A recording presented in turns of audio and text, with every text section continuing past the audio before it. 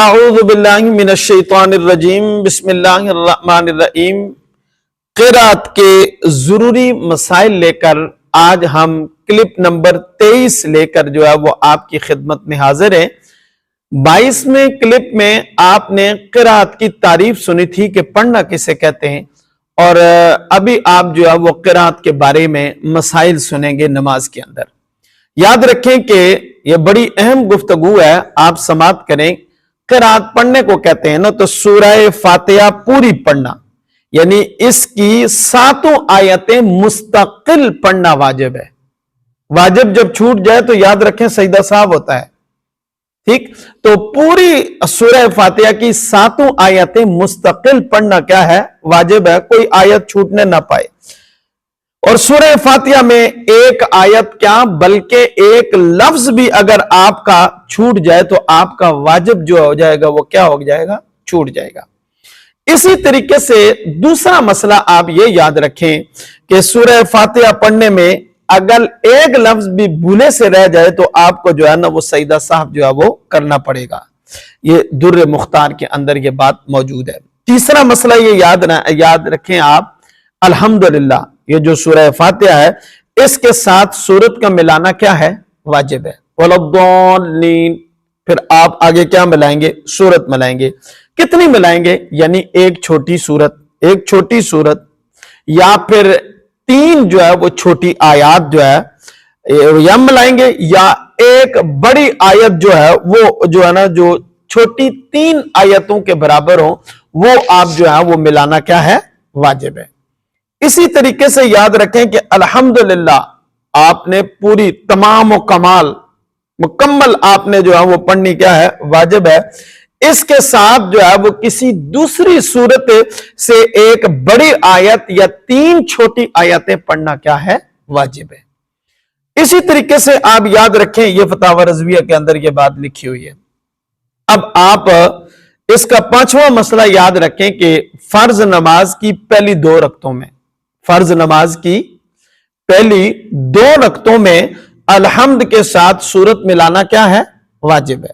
اور یہ بھی یاد رکھیں کہ وطر جو آپ عشاء کے ٹائم پڑھتے ہیں، وطر سنت اور نفل نماز کی ہر رکعت میں الحمد کے ساتھ یعنی سورہ فاتحہ کے ساتھ ایک اور سورت ملانا کیا ہے؟ واجب ہے۔ ہاں، اگر کوئی شخص سورہ فاتحہ کے بعد سورت ملانا بھول گیا ہے، وَلَضَّالِّينَ آمین، رکوع میں چلا گیا ہے، بھول گیا ہے، یا سورہ فاتحہ پڑھنا ہی بھول گیا ہے، یا سورہ فاتحہ ہی کیا ہے؟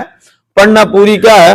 بھول گیا ہے، اور بغیر سورہ فاتحہ کے اس نے جو ہے نا وہ کیا کیا ہے؟ بغیر سورہ فاتحہ سورت پڑھ لی، تو جب سجدہ سہو کرے گا تو اس کی نماز جو ہے وہ ہو جائے گی، کیونکہ وہ واجب کا تارک ہوا ہے، فرض تو اس کا قرات کا ادا ہو گیا ہے۔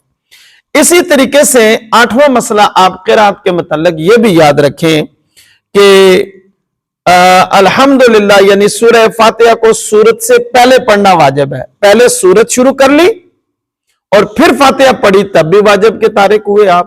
پہلے آپ نے سورہ فاتحہ پڑھی ہی نہیں ہے، سورت پڑھ لی تو پھر آپ واجب کے تارک ہوئے ہیں، آپ کو سجدہ صاحب جو ہے وہ کرنا پڑے گا۔ یہ بھی یاد رکھیں کہ الحمد شریف جو ہوتی ہے صرف ایک ہی مرتبہ پڑھنا واجب ہے۔ یہ زیادہ مرتبہ جب آپ پڑھیں گے، بار بار دہرائیں گے اس کو نا، تو یہ واجب کے آپ تارک ہو جائیں گے، یہ واجب آپ کا کیا ہو جائے گا؟ چھوٹ جائے گا۔ 10واں مسئلہ یاد رکھیں آپ کے الحمد اور سورت کے درمیان، وَلَضَّالِّينَ آمین، اب اس کے درمیان یعنی الحمد اور سورت کے درمیان فاصلے سے ہے، وقفہ نہیں ہونا چاہیے، فصل نہ جو ہے نا وہ ہو، یعنی الحمد کے بعد فوراً آپ نے جو ہے وہ سورت پڑھنا اور دونوں کے درمیان فاصلہ نہ کرنا کیا ہے؟ یہ واجب ہے۔ مثلا آمین سورہ فاتحہ کے تابع ہے، وَلَضَّالِّينَ آمین، آمین سورہ فاتحہ کے تابع ہے، اور بسم اللہ جو ہے وہ سورت کے تابع ہونے کی وجہ سے یہ فاصل نہیں ہے، اس کو فاصلہ نہیں کہیں گے۔ یاد رکھیں آپ، چلیں آگے آپ کو بات سمجھ آ جائے گی۔ اگلا مسئلہ سیکھیں آپ کہ سورت پہلے پڑھی، الحمد آپ نے بعد میں پڑھی، اور یا الحمد اور سورت کے درمیان دیر کی ہے، کتنی دیر؟ وَلَضَّالِّينَ آمین کے بعد آپ نے اتنی دیر کی، سبحان اللہ سبحان اللہ سبحان اللہ، ٹھیک ہے نا، اس کی دیر کی اس قدر آپ چپ رہے تو آپ کو سجدہ سہو آپ پر واجب ہو گیا، آپ کو سجدہ سہو جو ہے وہ کرنا پڑے گا۔ اسی طریقے سے آخری بات اس کلپ کی آپ یاد رکھیں کہ سورتوں کے شروع میں بسم اللہ الرحمن الرحیم ایک پوری آیت ہے، مگر صرف اس کے پڑھنے سے فرض جو ہے وہ ادا نہ ہوگا۔ یہ در مختار کے اندر یہ بات لکھی ہوئی ہے۔ انشاءاللہ نیکسٹ کلپ میں قرات کے باقی ضروری مسائل لے کر ہم حاضر ہوں گے۔ تب تک کے لیے اللہ حافظ، السلام علیکم ورحمۃ اللہ۔